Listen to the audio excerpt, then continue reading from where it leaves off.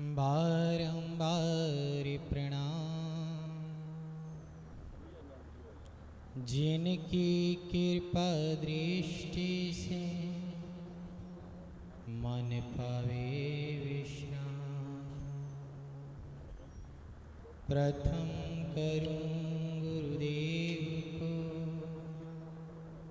बारंबार दंडवत, जिनकी कृपा दृष्टि से मुर्दा जिंदा हो। आप प्रकट इस जगत्र में जीव कार्य सुधारिणी, शब्द नाय सुंदर दुखित जीव नम्रता दीनता से भेंट सतगुरु लीजिए। मैं शरणागत तुम्हारा दास आपन कीजिए। मैं हूँ शरणागत तुम्हारा चरणों में रख लीजिए। परम सौभाग्यशाली गुरुमुख सज्जन मंडली, अपने हृदय पटल में और अपने चर्म चक्षुओं से इस दिव्य आभा, दिव्य दर्शन, दिव्य संत समागम का, इस अनुपम आभा का आभास और अनुभव करते हुए श्रद्धा और प्रेम से मिलकर बोलिए जयकारा बोल मेरे श्री गुरु महाराज की जय। वाणियों में लिखा है, जापल दर्शन साधका तापल की बलहार, सतनाम रसना बसे लीजिए जन्म सुधार। तो यहाँ तो साधुओं का समागम है और ये समागम पूजनीय महात्मा भाग रहे हैं समागम छोड़ के आपके भोजन के लिए। नहीं, वो आत्मिक भोजन से संतुष्ट हैं, हमें इनवाइट करके जा रहे हैं। ये धोखाधड़ी का काम है, इसे रणछोड़ भी कह सकते हैं। भगवान कृष्ण की तरह इनके पीछे गोपियाँ लगी रहती हैं, तो उनका ख्याल करने जा रहे हैं। तो मैं सारी गोपियों और सखियों को कहूँगा कि देखिए, महात्मा ने सारा काम एडवांस रखा है, प्रसाद तक एडवांस में दे दिया, तो कम से कम जयकारा तो साथ में लगाई दो। इनके स्वागत के लिए स्थान ग्रहण कर लिया इन्होंने। जोरदार जयकारा महात्मा के लिए। बोलो जयकारा बोल मेरे श्री गुरु महाराज की जय। जयकारे में आपको कहीं भी गोली लग सकती है। जब दोनों हाथ ऊपर करके जयकारे लगाओगे ना, तो कोई भी शनि राहु केतु मंगल ग्रह आपको शूट नहीं करेगा, निश्चिंतता से आप बच जाओगे। अब आप देख लो, वो तो प्रकृति का रचनाकार है। सामने परमहंस दयाल जी की दिव्य आभाएं अलग अलग धाराओं में देखो बह रही हैं। आप कब कब कहाँ कहाँ फंस सकते हो, ये सूर्य की किरणों से देख सकते हो। 33 करोड़ देवी देवता आपकी राशि कुंडलियों में होते हैं, मगर जब गुरु कुंडली में बैठ जाएं तो फिर क्या होता है? जहाँ बसंत आए तो बहार होती है, और जहाँ संत आए तो आत्मा में सदा बहार होती है।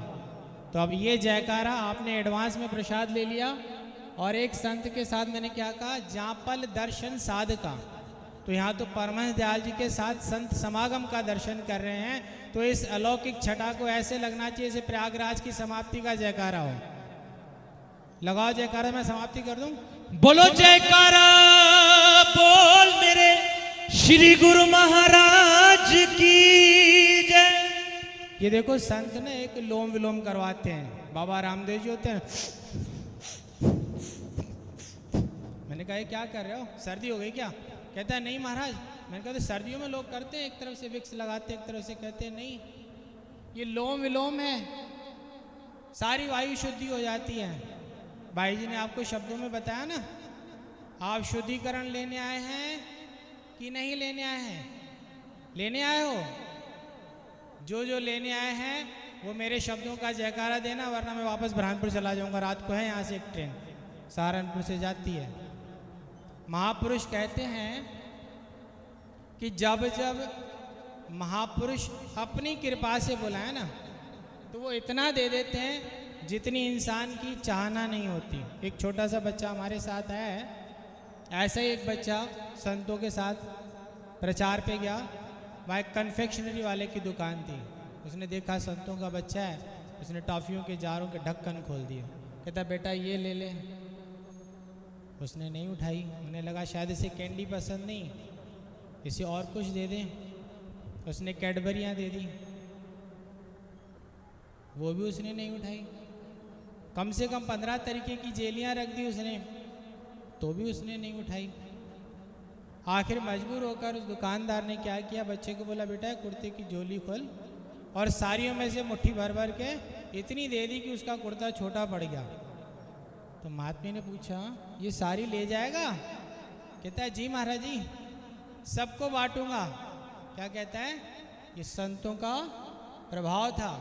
आप सारी कथाएं तो याद नहीं कर सकते जो संतों ने आपको सुनाई, सारे भजन तो याद नहीं कर सकते जो आपको संतों ने सुनाए, मगर ये जयकारा आप याद कर सकते हो ना? याद हो गया तो बोल के दिखा दो। बोलो जयकारा बोल मेरे श्री गुरु महाराज की जय। जब कोई इंसान काम नहीं करता उसे ब्लैकमेल किया जाता है। बच्चों कहते हैं तेरे को टॉफ़ी देंगे, तेरे को पतंग देंगे।